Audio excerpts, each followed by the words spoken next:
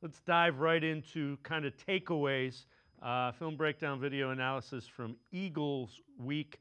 I'm going to start with the D-line. So take us through what you see here and what you've seen from them. Well, as these clips get going, you're going to see first of all great extension, right? Hands, extension, moving the offensive lineman backwards. So every day you've seen this carryover to practice.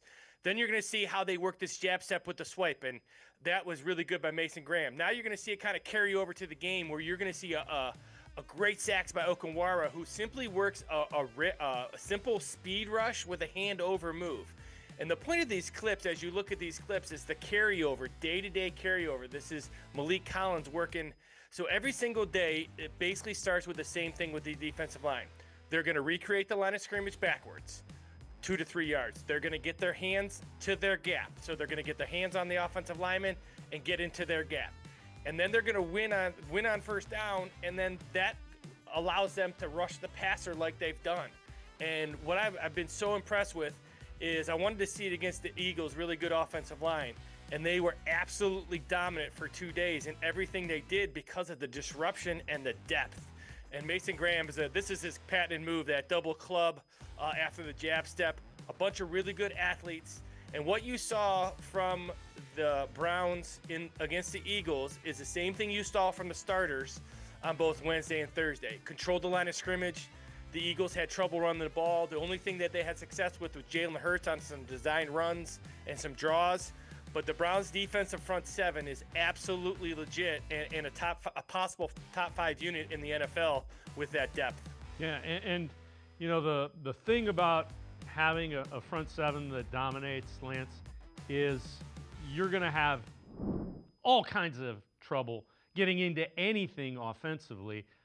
Just think about what the Browns' offense was like last year, and that's what a penetration and pressure on a quarterback will do to an offense. Well, the thing I really liked about the defense, like you said, is that it creates havoc for the offense. But if the Browns can win on first down, now they go from a really good defensive line to one of the best, if not the best in the NFL. And what I mean by that is that if they can get to second and third and long, which they did against the Eagles a bunch, they got a chance to turn those pass rushers loose. And they're 2-3 deep at every position, and especially with the pass rush crew. Joe Tryon-Shoyinka and Okwara. These are guys that are down the depth chart that are dominant pass rushers and kind of can fit that role. And then you guys got like Jawan Briggs and the guys inside who can kind of hang in there against the run, and Shelby Harris can, come in for Mason and Malik Collins and give them a great break. So just so much depth and versatility.